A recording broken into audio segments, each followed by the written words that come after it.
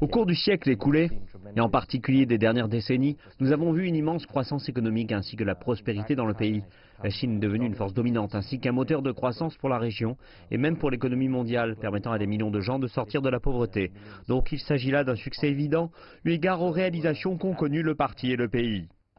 La Chine pratique une forme de démocratie appelée la démocratie consultative socialiste. Comment est-ce que cela permet à des groupes, à des partis politiques de consulter et de former un consensus?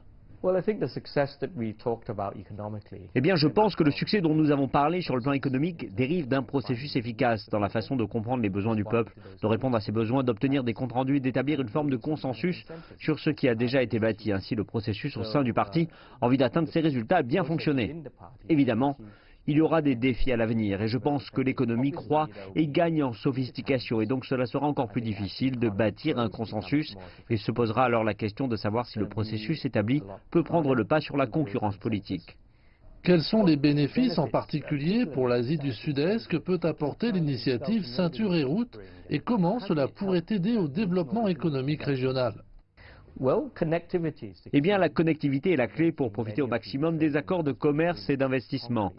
Il n'est pas bon d'avoir des accords quand vous ne pouvez pas transporter des produits et autoriser les gens à établir de plus grands accords d'investissement. L'infrastructure, une fois qu'elle est bâtie et connecte de nouvelles zones, contribuera aussi à la concurrence et au développement de ces nouvelles zones.